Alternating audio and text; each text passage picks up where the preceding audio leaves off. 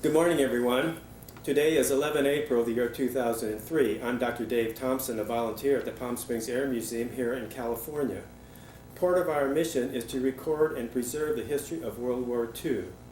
In conjunction with the Veterans Oral History Project of the Library of Congress in Washington, D.C., we conduct interviews of veterans and civilians who participated in our country's military conflicts.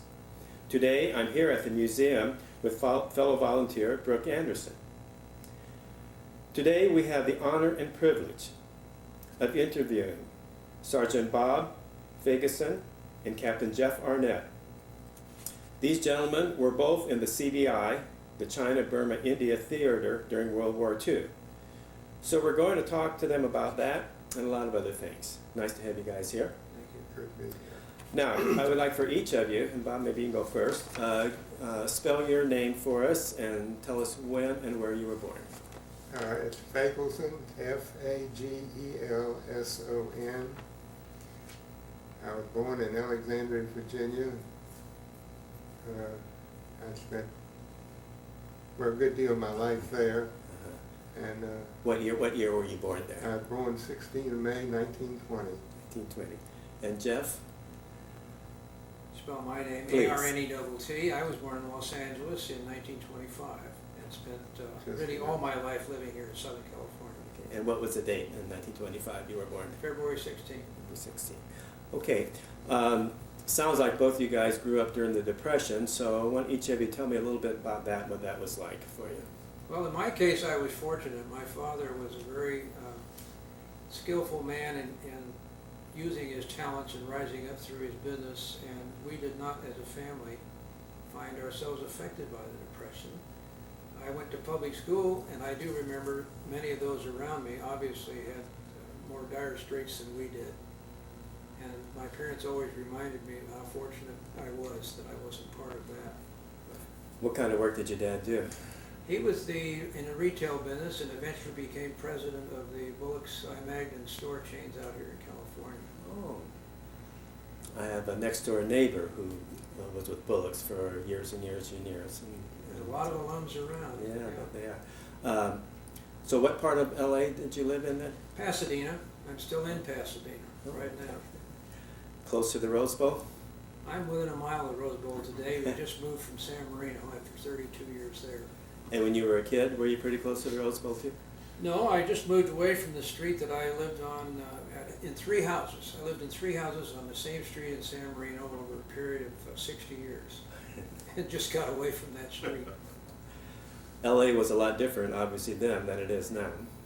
I gave a talk yesterday to a group of ladies, and I said I like to look back because Los Angeles in those periods was so much more open, and the hills were so empty, and you could see from Santa Monica clear into LA over the rolling hills, and the neighborhoods were non-threatening. You could go anywhere in town, and you could go up into Altadena, any street in Altadena, turn around, look at Catalina, and you can't do that today. What high school did you go to? I went to South Pasadena High School. Did you play any sports?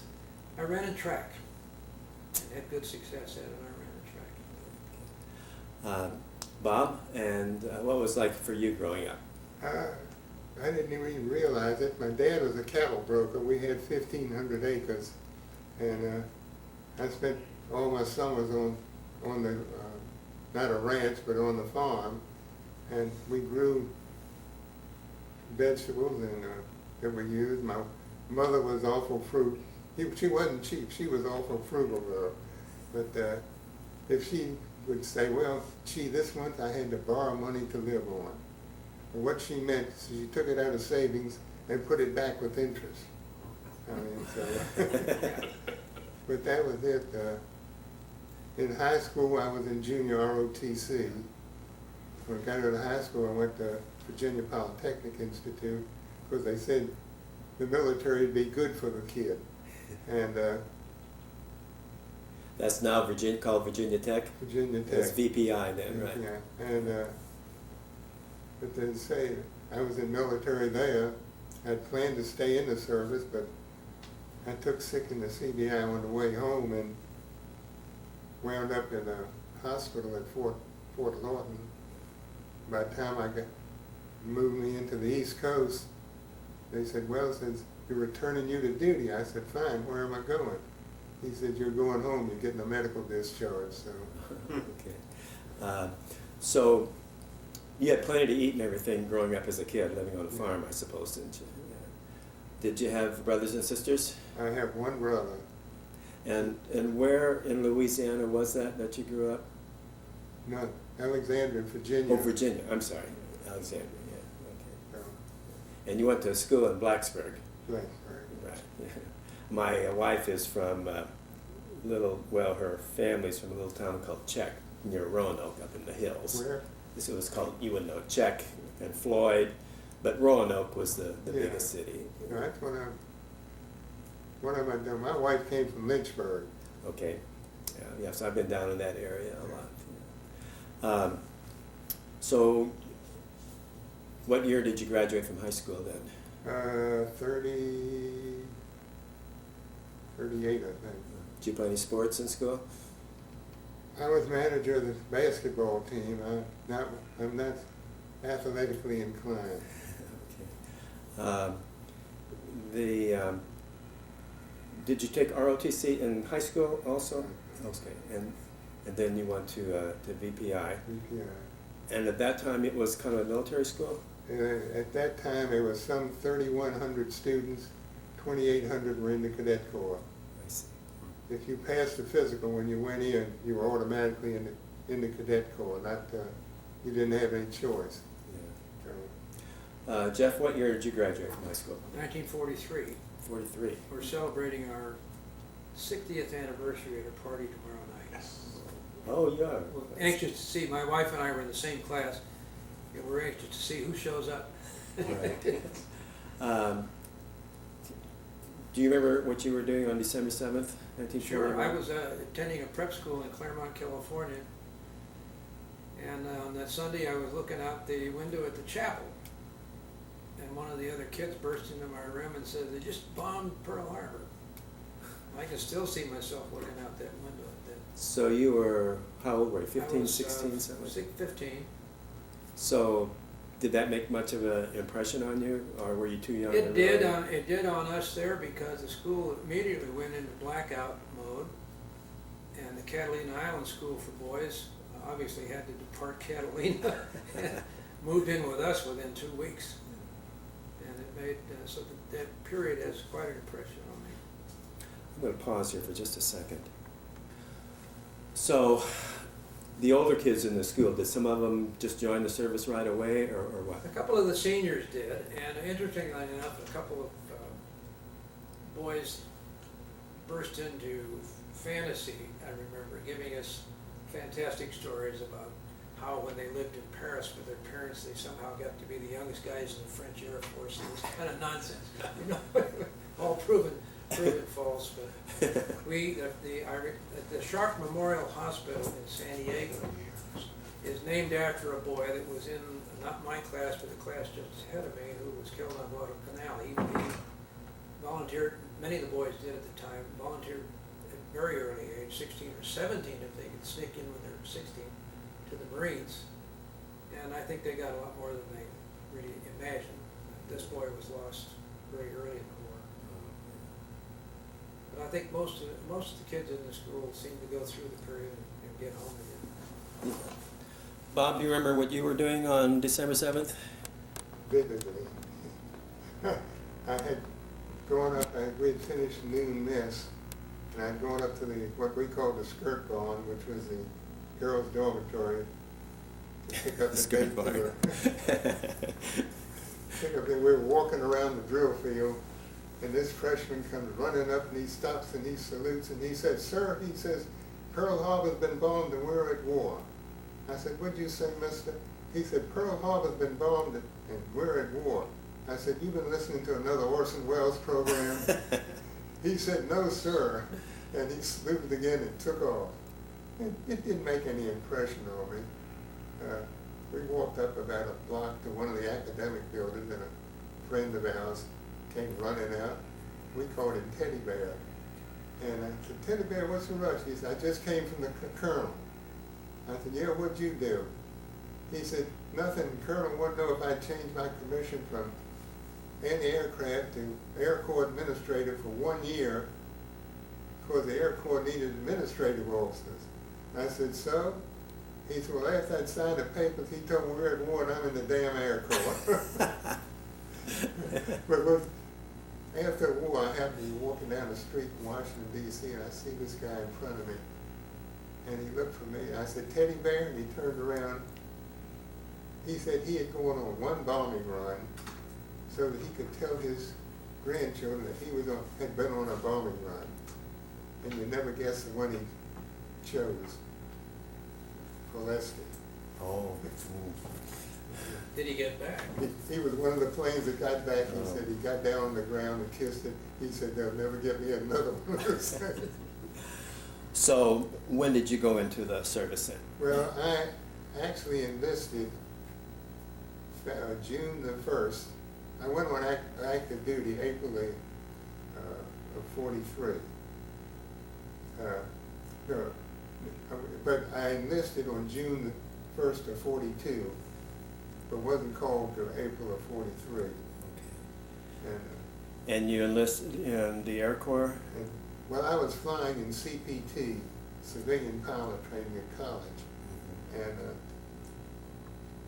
And when I went for my physical, and they sent me to an optometrist, and he said, I think you could fly. He didn't tell me I had astigmatism in my right eye. And so, but they took me, when I got to Nashville, they washed me out because I had astigmatism. So then what kind of training did you have then after you? Well, once they asked me how much basic training I had, I never had any, but I taught it. I had after 7 years in ROTC, right. I knew more about it than most of these 90-day wonders. But so where did you go? Where did they transfer you, or where did you go then? well, when I washed out, they sent me to Jefferson Barracks. And typically the Army, they asked me what I wanted to do, and I told them A&M training. Which is what? Aircraft mechanic. Oh, okay. And Jefferson Barracks is in St. Louis, right? And so they sent me to radio school at Scott Field. That's when, but I couldn't get code. I'm tone deaf.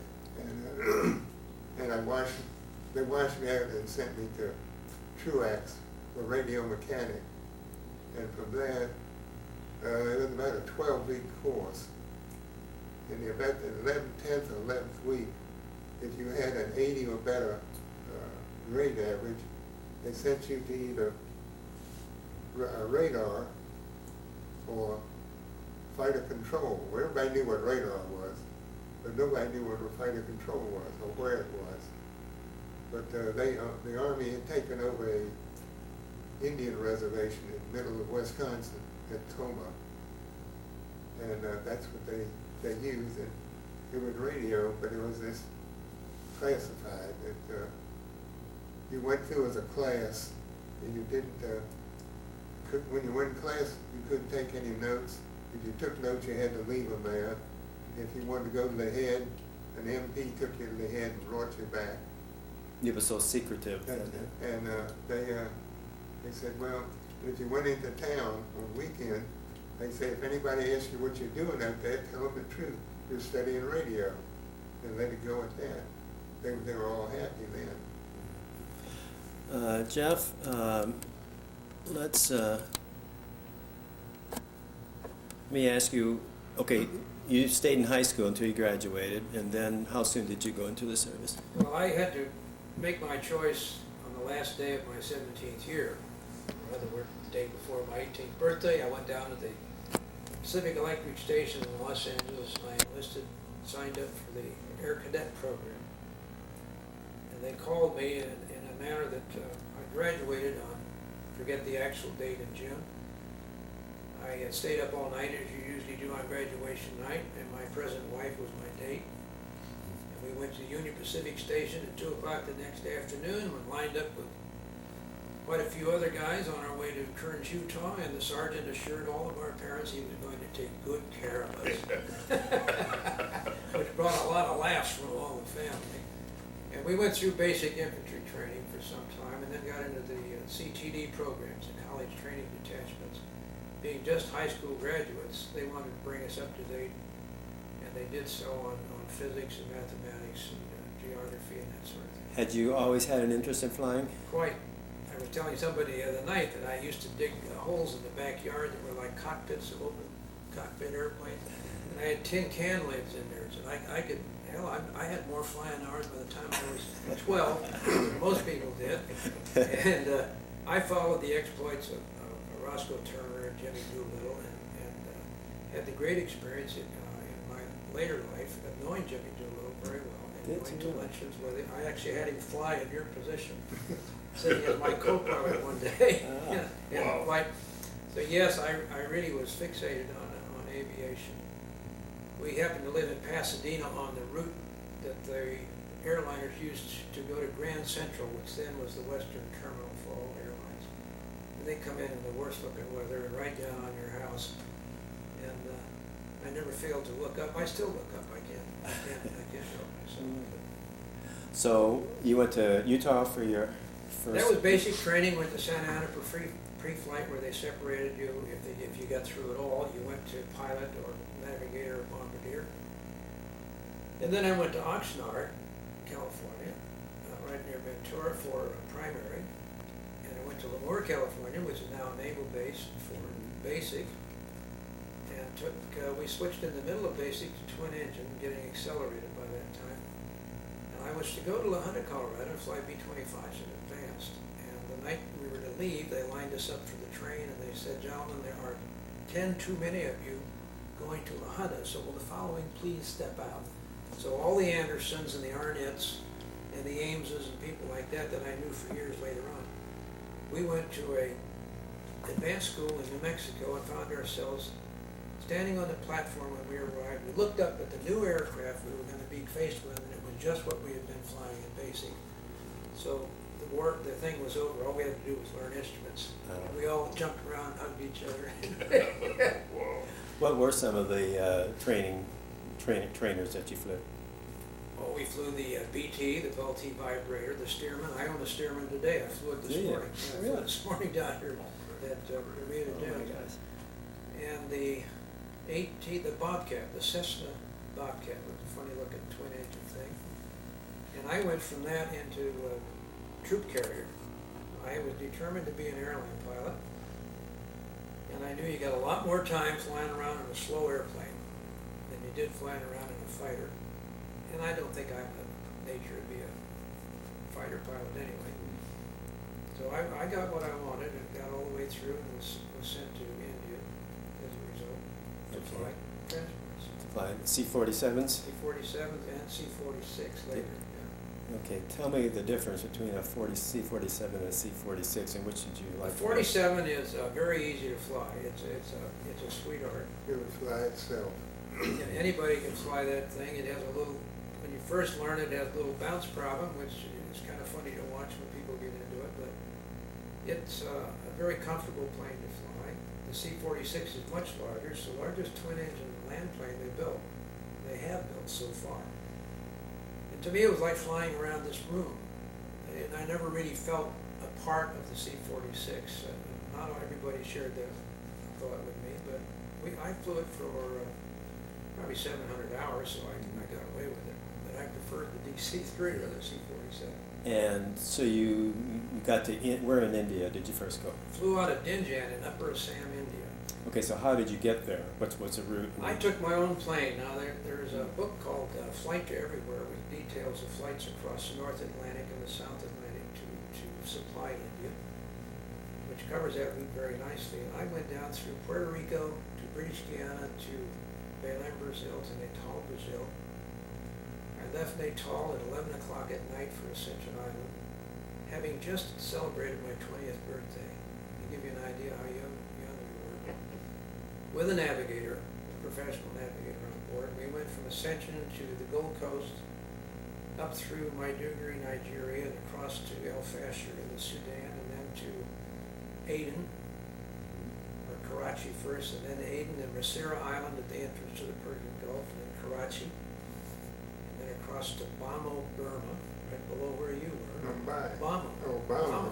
Yeah. And then up to Dinjan, and from when my first few months were in Burma, stationed at Dinjan, and we were sent down into Burma every morning with a drop load or something of that kind, and then spent the rest of the day hopping around and doing what guys like Bob and others said we could help them doing.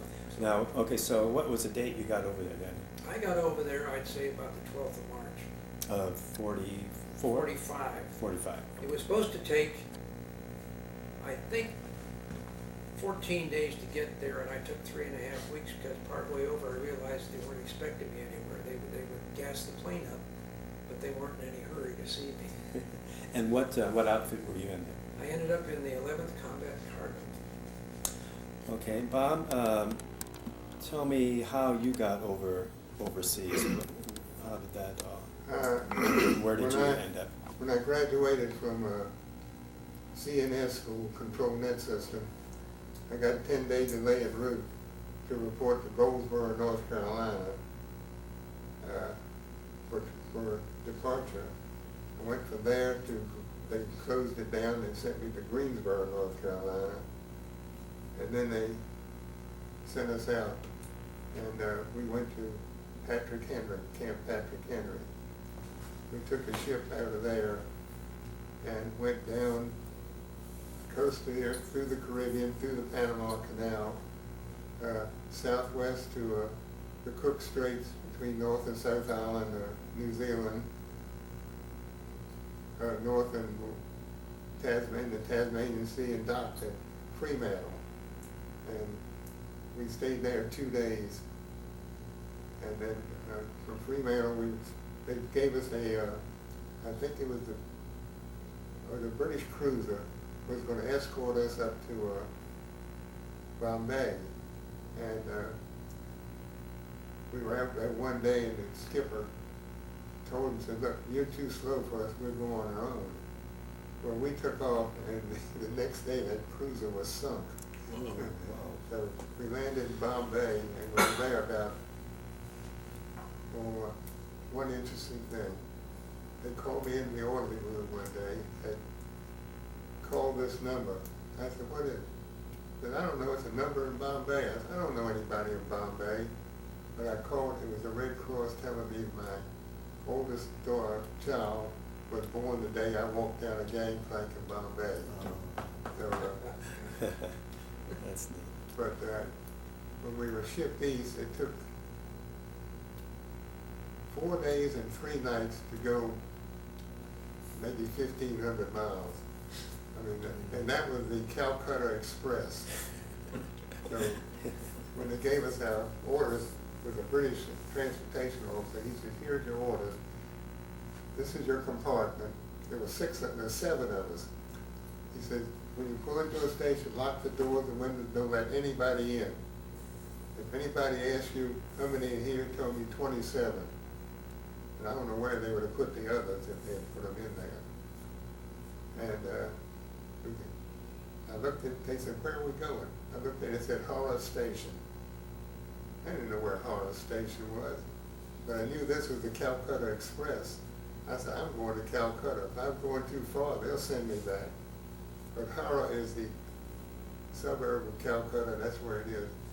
And when we got there, they picked us up in a 6-by and took us to Dum Dum Orphanage. The Army had taken over this orphanage at Dum Dum Airport as an R&R. And that was the most miserable place. You ate with one hand and shooed flies with the other. And I said, how the heck do you get out of here? Well, this one marauder, he had put up there, he said, are you over here to do with the Chinese? I said, I don't know, who will you be with? He said, well, if you're with the Chinese, you do one thing, you shoot yourself, because they're going to shoot you sooner or later anyhow. And, but I said, how do you get out? He said, well, you can either take a riverboat up the Irrawaddy, which is about 2 weeks. You can take a train, which is about 2 weeks, or if you're lucky, you can fly. It takes about 3 hours. I said, I'm flying. So my orders were the orders for those that said that first available air. But as Jeff will tell you, over there that didn't mean anything. If they needed a box of paper clips more than they needed a colonel, the colonel gave the seat up. And What seat? anyhow, we finally, after some arguing, this transportation sergeant, and I tell you what, he said, if you're here at 0600, I'll put 3 of you on one, and then 4 on the next one, flying into Chaparral. So I said, I'll be here. So we were there, and we got to Chaparral, and then when all 7 of us got there, we called the squadron and told them where we were. They said, we're waiting for you, we'll send a vehicle. So a vehicle came, we went up there, and I gave him my orders, and he said, where's the equipment? And we looked at each other, what equipment? He said, you men are supposed to be train guards bringing the equipment up. They said, nobody told us. They told us to be here, and here we are. The equipment was about a week and a half later. I want to back up just a little bit. Explain to me then what an air control command was all about. Fighter control, Fighter control. it's somewhat hard to explain. Every pilot, and most of them didn't even know they had it. And Jeff will tell you, he has the call thing of what they, each airstrip had a homing station. Up in the mountains you had DF station for triangulation, which was radioed back to a control room. And it was like, in fact, I think it was what saved England during the Battle of Britain, because they didn't have to fly aircraft around looking. They knew when the raids were coming in, and they could vector them right there. My main job was bringing in lost aircraft from China, or when I did Moran, bringing them back from drop missions. And what year and what month did you get over there then? Or to your duty station? I landed in, remember it well, I landed in Bombay July the 6th of 44. Oh, July 6th. Yeah. And so, Jeff, let's. I want to ask you a little bit now. You were troop carrier pilot. Are you guys? I was trained as troop carrier, and most of my fellow trainees did go to England. Oh, And they're a little late for the invasion itself, because we finished our training in September of 44. But why I got off on the China thing, I don't know, but it was a very adventurous thing, and much preferable, as far as I'm concerned, to flying around and dropping paratroopers on training missions, and then maybe going into Europe.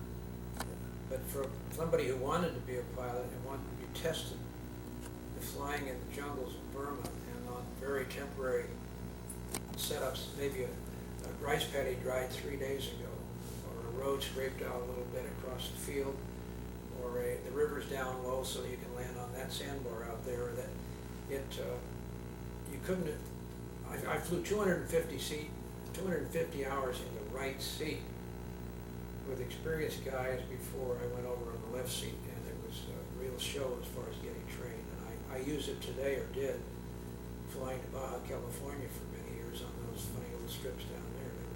So were you taking troops in or taking supplies? Taking or what? supplies in. Now, we took in ammunition and gasoline and occasionally personnel. We were supplying the British.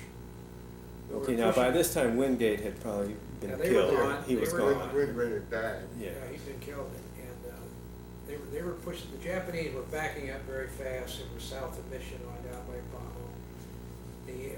The danger from fighters. I think 3 weeks before I arrived, there were 9 of my type aircraft shot down in Burma by the Japanese. In one, they were all circling the land and were rather complacent, I guess. They really got shot up. And I was a replacement for some of those people. But every day was very interesting in flying Now, did crazy you places. get involved in flying over the hump? Oh, yes. Okay, tell me about that. We Himalayas. left it, we were based in Dinjan, India, and then after about 3 months in Burma, we were transferred to Yunnan, China, Yunnan Yi, which was on the Burma Road, and it was about 125 miles west of Kunming, up in the mountains. We were literally on the hump. And we flew back and forth. We went east to Kunming and we went west to Dinjan. And I really don't remember what our loads were, but the weather didn't matter. I mean, if you were supposed to, we were taking off at Yunnan Yi on a gravel strip on a foggy morning, and they had, like they were doing a football field, they'd run a line thing down the white line so you could take off and follow that to get off the ground. I mean, the weather was not to be any deterrent at all, and you learned your instruments pretty well. You got tested every day and that sort of thing. We moved the Chinese First Army after the war from around Missionau to Peking. The combat cargo groups did that. We didn't realize we were really setting them up to fight Mao, but that's what was going on. But during the war, we flew all over China. If you look at a map of China, they'd say this is all the occupied area by Japan. All they had was the railroad and the roads. In between, it was unoccupied. And the river. And the river. It was 5 unoccupied miles in on either between. side. Well, we could fly all kinds of places. And the fighter control, I got in trouble twice and hit what we called A channel or B channel. We just hit a channel button and started yelling, saying we'd seen some fighters down here. Maybe they hadn't seen us yet against the mountains. And it would be 3 or 4 minutes, and there'd be a couple of 38s or something go by us. You know, where are they? Where are they? Looking for the, and it would be this guy. I was surprised. We just met today. And I concluded we've actually probably spoken to each other in the same area. But the fighter channel, we weren't afraid to hit that at all. We hit that thing, because our armament was a submachine gun behind my seat. But we got a wonderful flying education. We, of course, I think supplied some very important things to people. And you'd put ammunition on the floor of the plane, or you'd get 25 or 30, 50-gallon drums of gasoline back there. And then we'd say, okay, boys, no smoking, right? So How many drums? I forget. We had more in the 46 than you did in the, I think it was 25 or 30. Yeah, that's You had 50 in the C-46.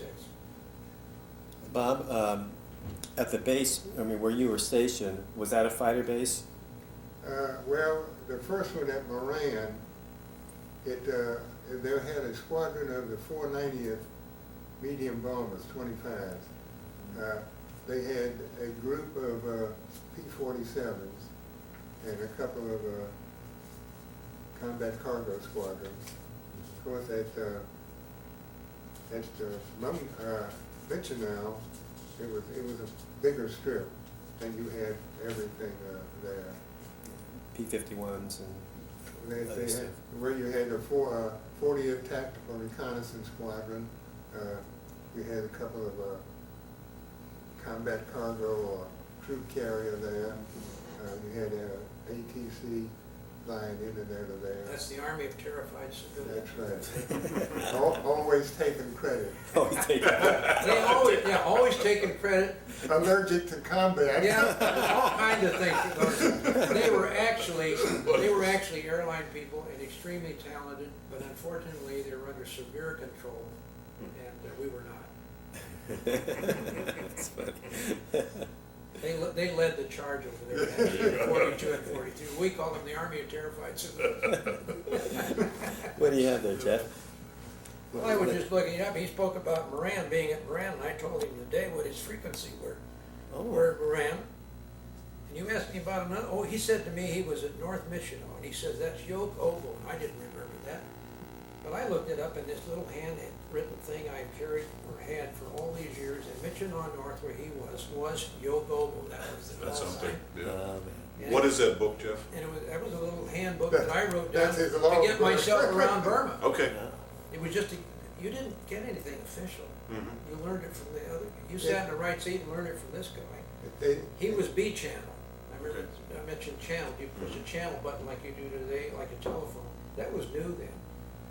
All the radios were these things you did like this and squeaky back and forth. But the channel was preset. You're And 522. you were B channel, whether you remember that or not. 522. 522? Well, this says, That was the SCS radio that was in all the planes. Oh, and his beacon was 235 frequency. that's amazing. I never thought I'd use that again. That's just wonderful. Uh-huh. Yankee Oboe. Yankee, no, Yoko. Yoke Oboe. Yankee today, but it's Yep. Yoko. Quite primitive over there, wasn't It's like I think I was talking with you, that they say, do this. Well, how do I do it? I don't care how you do it. And you did it the best way you can. Maybe you had to borrow something from somebody, or trade something from somebody, or even steal it. But you got the job done. And because it wasn't a question of, gee, we'll wire back and they'll send it over to us. Like he said, the best thing was to have a plane crack up, because that gave you spare parts for the next one. there was a strip called Mong Mit, and you approached it over a bluff on the river, not the main river, and you could not go around. If you didn't land, you had no choice but to ground the airplane. We're talking about a DC-3 or C-47. There were 12 of them on that strip lying around in various positions, where guys came in too far, too fast, couldn't stop, and spun around to keep from hitting the wall at the end. And that was used for spare parts. One thing we did in Burma, which everybody appreciated, we came down at something like 12 or 13,000 feet. Now Burma is very hot, and very uncomfortable, and these troops are not feeling, they don't like it down there, you know. I got a ration, though I didn't drink beer, I didn't eat liquor, and sometimes we got extra beer He rations. was just a kid. Put them in the plane. By the time I got down there in the morning, by the time I got down there after being at 13,000 feet for 3 or 4 hours, it was cold. And it got so that our planes, we'd turn around and park to unload the load. The guys were in there looking for a beer. Or you get Or a Coke. Or you get a tub of gasoline and stick an air hose in it, and the evaporation of the gasoline would suck the heat out of the can. Oh, yeah. Did you have fighter escort when your mission? Only if we asked for it. If we asked for it, it was very prompt. I only asked 3 times, I think. And that would be when. We'd spot a fighter. That's right. Maybe he hadn't So, yeah. seen us. We were down low usually. Going through Burma, the trees are about 100 feet high to begin with. And you try to, if you're looking for somebody, you've got to notice first, if you look at a map, the squeeze of the land has made the Salween River and the others in very definite canyons, like a farm furrow out in the field from east to west. And these canyons are quite deep and narrow, and you can go down the wrong one looking for some outfit. You had a Selwyn, a Chittawin. Well, they were all just but they looked like green rugs, you know, with big furrows in them. And we went down the wrong one day, down very low, and all of a sudden into our view comes a stockade of some kind. And we kind of looked at each other, and before we could finish looking, we were flying by it, and the Japanese flag was waving on a pole above it. And they were all just looking at us. We surprised them, they surprised us. We had a DF station on top of the mountain above Tincock. Intoxicated. And See what that frequency was. they were up there, the Japanese were down in Tincock. And what they had a detachment of Gurkhas to protect them. Tough guys. Yeah, I tell you, I'll stack a Gurkha up against any troops in the world. that's what I've heard. In fact, I had 2 turquoise Gurkha knives. Did you really? And I gave this fast, well, they were given to me by the commanding general of Nepalese army. And I'm getting rid of that stuff. I asked my son, I said, Gene, you want one? He said, yeah. I said, take whichever one you want. But I want one to use when I go to talk to these groups. Yeah. And I won't let them take it out of the case. Because you can shave with them, that's how sharp they were. But the Gurkhas they aren't big, but they are tough. Yeah. So what exactly was your job there at those bases? telling this guy where he was. We You would, call by it- voice, or? Yeah, By you- voice. okay. And what range, how, Well, and I'm going to brag a little bit now. When we were at Michigan, 98% of our calls came from 0 to 90 degrees. And when 90 degrees, we could get okay, out. what does that mean? Huh? What does that mean? Covers the entrance and exit from the home. Is that about right? Yeah. The western exit or? Okay. Due north would have been 0, and 90 degrees would be due east. See,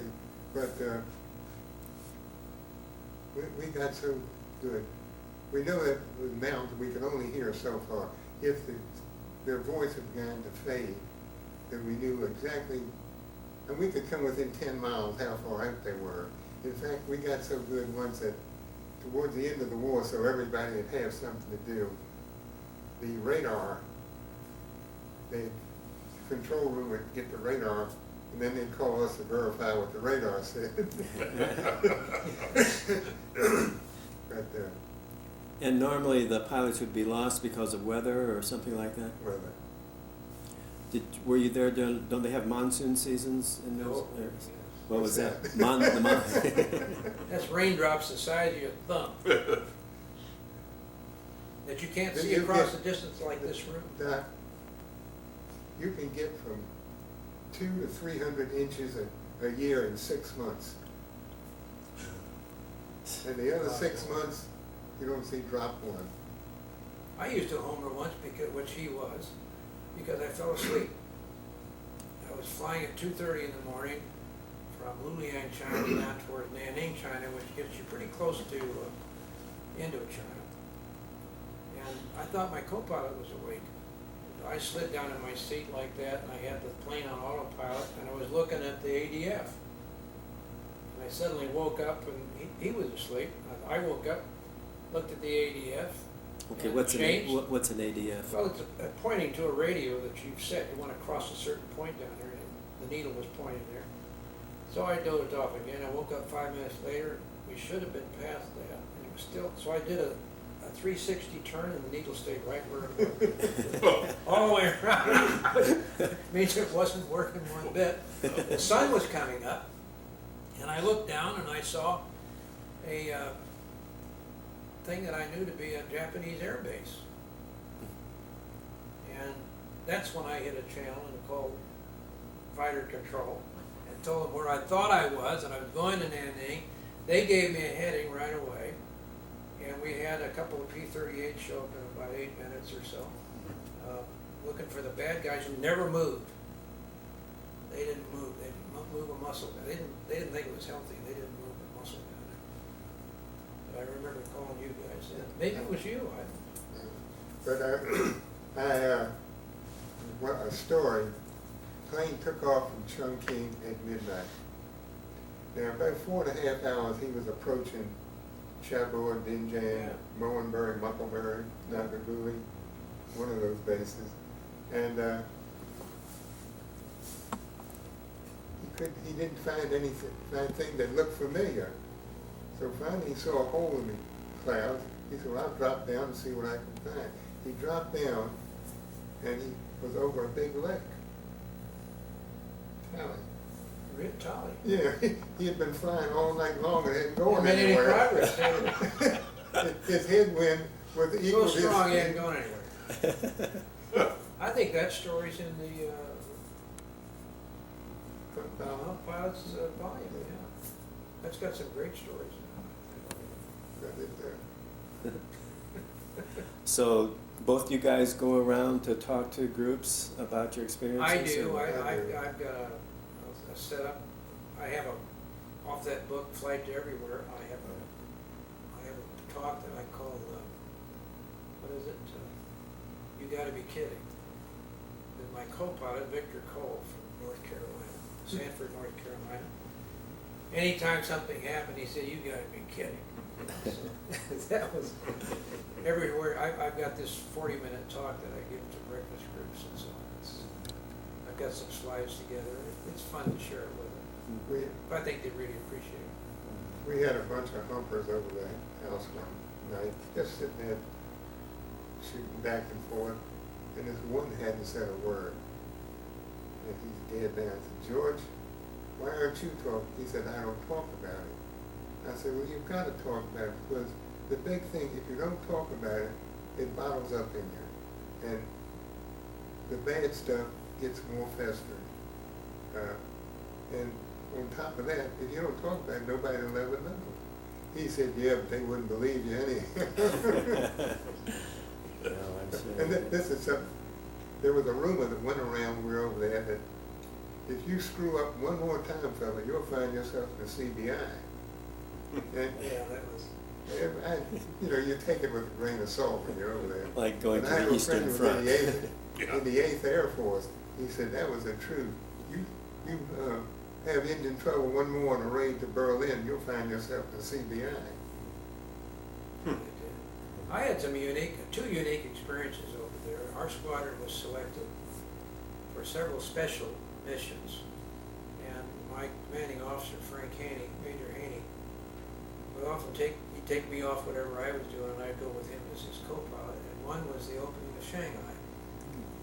We flew over the city and dropped leaflets, and I have one here, I think, from Wiedemeyer.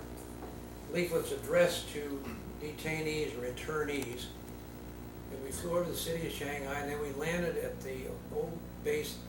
The main airport was bombed out. And we landed at the field that the Pan American clippers used to come up out of the river. Port. It was big enough to land on. And we were bringing with us Navy medical relief teams, which is why we picked them up in Chongqing. And the Japanese met us. We landed there, and they met us at rifle point, a squadron. Here's the enemy. You look out of the plane, here's the enemy with the rifles on us. And there was a problem for a while. They called the Swiss consul in Shanghai, who came out. This was at the time that Emperor Hirohito, they were trying to kidnap him to keep the war going. You remember reading that? The army didn't want to quit. Mm-hmm. And the emperor was trying to tell everybody to quit. And we got into the Swiss consul and spent the night there. And in the morning, the war was over and everything was done. And then we also got a mission a few days later to fly the first Chinese into Formosa, which is now Taiwan. And we did the same thing there. We flew in, and we were the first. 6 planes went in, and that was the two unique experiences that I remember so very well. I got to go along with the major. He seemed to like me as a co-pilot, so Yeah. it was fun. I have a coffee table made out of teak wood, or mahogany, I think, and 3 tier tables that came out of the last plane to leave Shanghai before the communists took over. Before they took Oh, over. really? So, Bob, when did you depart from that theater then? We got orders for ZI in August of 45. And every base they had put us at, we were the first ones there. So they issued us kitchen equipment, and they figured, why take it back in? We'll just bring the others through. So we finally got into Karachi, and we sat there, and there were plane troops going out. So the whole squadron mutinied. And we went up and said, when we going? We had ZI orders back in August.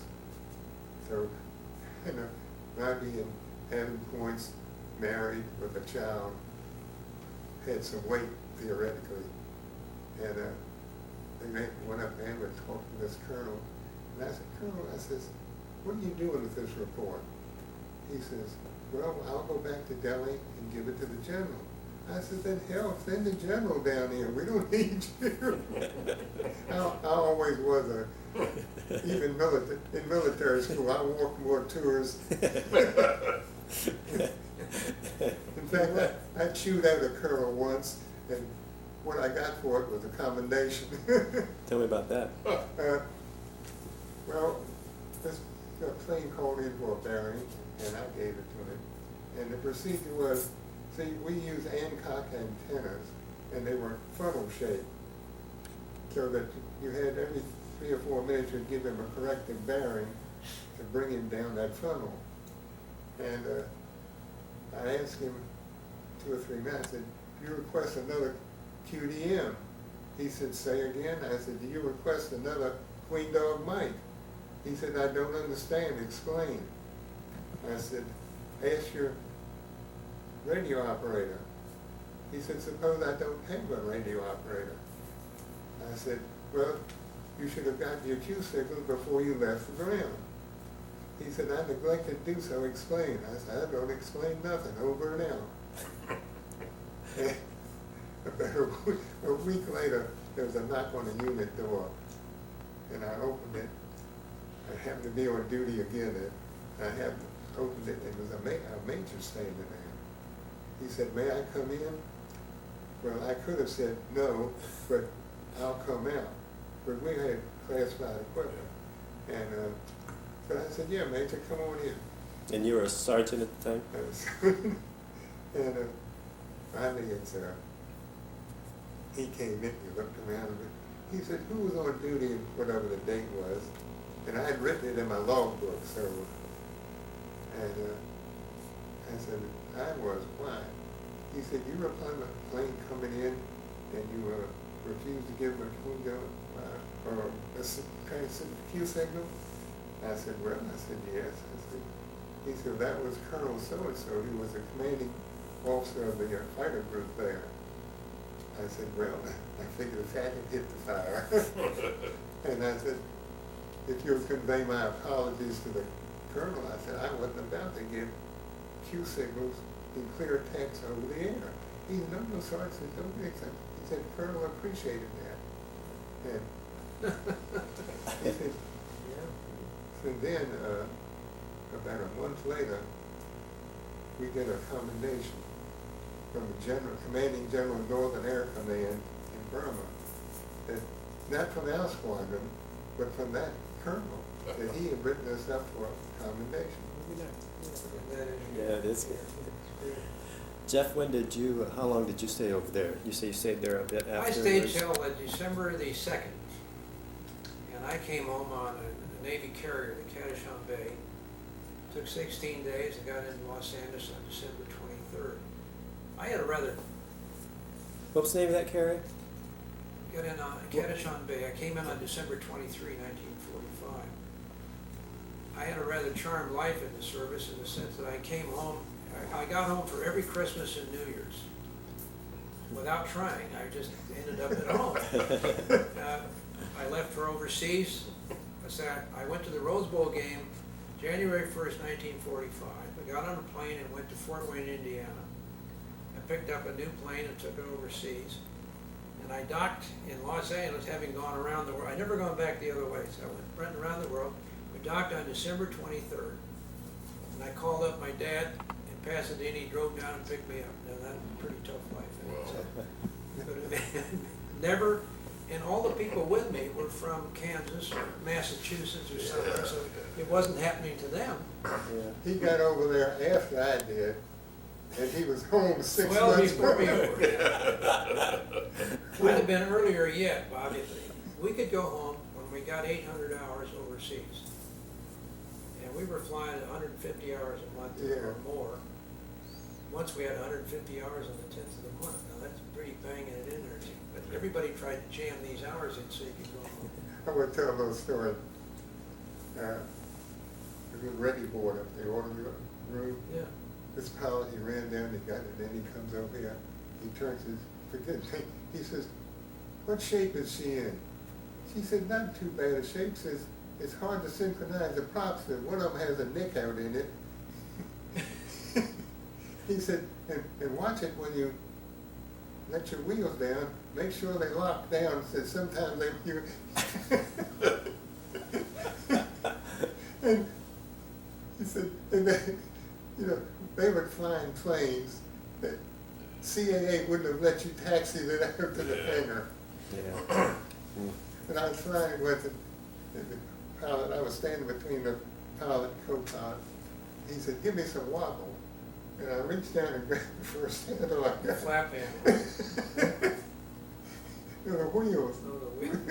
And I stopped. Hey, wait. Because they were about that far apart, and they're right down there. And I just reached down and grabbed the first one I could do. All in a day's work. All of Yeah. his work. We did some funny things. That we were in China and told to go get a new airplane in Agra, India. And again, the CO and I, picking on me, we went over to India from Pune, went to Agra, India, where the Taj Mahal is. I'm the only guy in the squadron who got to see the Taj Mahal. That's all right. And in the morning, they said, well, your new plane's out there down the line, number so-and-so. Well, we got down there and it was a C-46, and we'd never climbed up the ladder of the C-46, much less started one or flown it. But you weren't gonna tell anybody that, so you couldn't fly it. So I remember we figured out how to get into it, and we had a crew chief with us. And we started the plane up, looking at the book, how do you get it started, this sort of thing. Kind of checked ourselves out and flew it over the hump to China. Jeff, you may verify this. When the first 46s came over, there were a lot of bugs in them. In fact, the 29s that came over were full of bugs. They used to send them to the CBI to check them out. But the tendency of the 46, if you lost an engine and try and bank, get your parachute on. It tended to burn too. Yeah, It had a gasoline heater right behind me, and it was fed by fuel. And it would sometimes go cockeyed. And it also had electric propellers, which we have on our P-40 down here, but it had electric props as well, and they would go haywire. I was told also that they had cargo doors on each side of the plane. I don't remember each side, but we used on one side. I heard that they did, and that, which meant it was made the tail pretty unstable. I mean, it was I pretty. just didn't like the airplane. I flew it a lot, but I didn't like it. It was handy in one respect. We had a colonel that we didn't care for in Kunming. It was some miles from us, but he had a bad reputation, and one night they were really going to fix him good. So they went over in the middle of the night with it while we were moving to Shanghai. So one of the planes going to Shanghai went over to Kunming. They were waiting for him over there in the middle of the night. And the colonel had a staff car, one of these bulbous-looking Plymouths of the time, the big bulbous fender. They'd taken the fenders off, and they drove the thing up into the C-46, and they flew it to Shanghai. Now, there's no road. You can't drive from Shanghai to Kunming. You can today, but it was quite a few hundred miles. They unloaded the plane there, drove it downtown Shanghai with the fenders back on, parked it in front of the Park Hotel, which was 10th Air Force headquarters, or Army headquarters, and left it there. Now, it had all the numbers on it and everything else, insignia for a guy way up in Kunming. And we always laughed, wondering, what do you suppose they thought about that car? When the war was over, all these troops were over there, and they had a little colonel named Peacock. Little gun fellow. Just I think he must have been 5'6". About Doolittle size. Yeah. And he said that there's nothing they could do to get basic training again. This guy had been in combat for 2 years, he would give him basic training. He got this plane once, and the parachute didn't seem to fit right, so he went to pick up to get it right. They were like somebody really did this.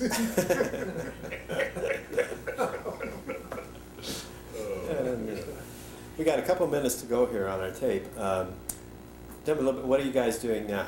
And these days, where do you live? And I live in Nacogdoches, Texas. You should know about it now. That's where the shuttle landed. Finding parts of the shuttle. oh, that's right. Yeah, I did hear about that. Yeah. And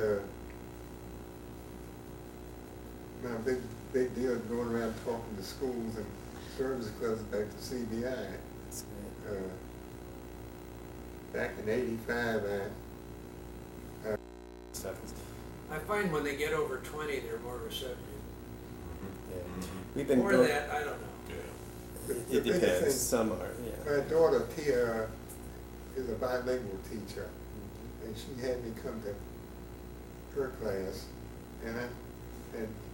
she was in conjunction with the next class, and he was a Mexican who went to, I think he was a mechanical engineer, but he was teaching school.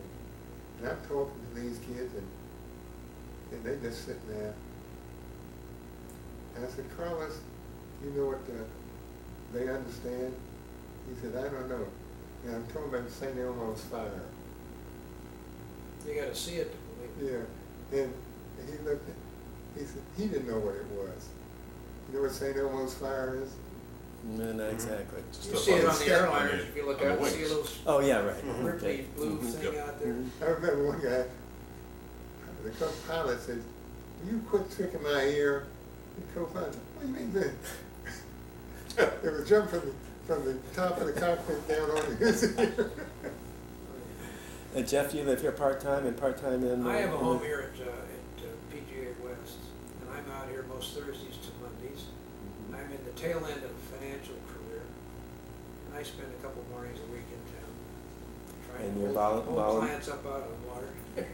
Volunteer here at the Air I Museum. come here at the Air Museum on Friday afternoons. Sure enjoy that.